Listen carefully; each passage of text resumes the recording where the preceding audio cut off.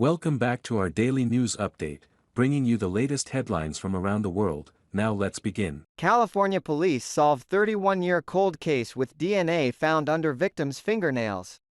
Frank Lewis McClure, 77 when he died in 2021, had spent time in prison for assault with a deadly weapon and several violent attacks on women.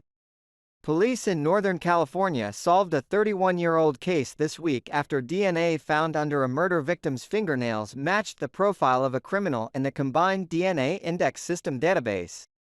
Vicki Johnson, 34 at the time of her death on January 3, 1991, was found near a playground in Seaside Sabado Park after she had been suffocated with sand. Bitten all over her body, strangled to death and set on fire, Seaside Police Chief Nick Borges told Fox News Digital. In those days there was a lot of gang violence, but this one shocked everyone. She wasn't associated with gangs. And to be killed the way that she was, Borges told Fox on Tuesday. Borges said the mother of three fought so hard, she broke most of her fingernails. When the Monterey County District Attorney's Office launched its cold case task force, Johnson's was one of many cases reopened, and skin from under her fingernails was submitted to the California Department of Justice for DNA testing. It took 2 years to get a hit back on this particular testing, Borges said. That's because of backlogs, lack of staffing. It's really sad. It ties into my frustration with cold cases in general.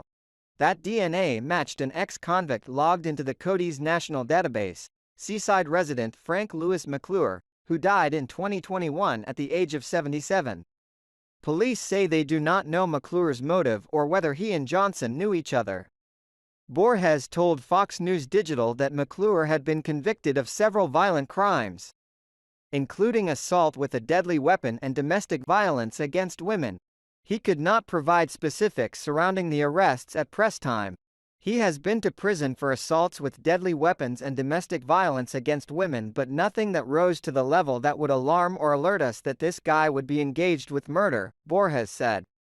He was pretty well known in the community, not so much as a great person, but his family was well known and everyone was fairly surprised. In the final years of her life, Borges said, Johnson suffered from a crack addiction. Was the case not investigated fully? Because of the lifestyle she was living? Because she was involved in drugs? Either way, I think it's a failure. Now that police have identified McClure as Johnson's killer, Borges said there are currently 32 unsolved murders in Seaside. Thanks to renewed focus on long cold cases, 3 more killers have been identified in the past 2 years. Robert John Lanouye, accused of murdering 5-year-old Ann Pham in 1982, Edward Rodriguez, still wanted for the 2014 killing of Elizabeth Baker per KSBW 8, and Anthony Martez Randall, who was convicted of shooting Lloyd Joseph Perkins in 1995, per CBS News Bay Area.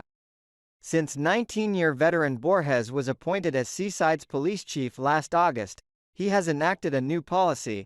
Every investigation supervisor on the department's cold case unit must submit audits of their remaining cold cases. Using that audit, he said, officers can re-examine old evidence and interviews. Some cities get overwhelmed with crime, but I believe solving murders is a way to solve future murders. If people know you're going to solve the case, they're going to think twice, he told Fox News Digital. Overall, I just don't understand how you forget about a case and then let it sit there and then finish your career and move on. There's people all over this country waiting for justice and they're just hoping that investigators are motivated. That to me is unacceptable. Subscribe to my YouTube news channel now, providing accurate and reliable information on the latest hot events. Join the community for exchanging opinions and learning from each other. Hit the subscribe button and turn on notifications to never miss out on the latest videos. Let's explore the world of information together.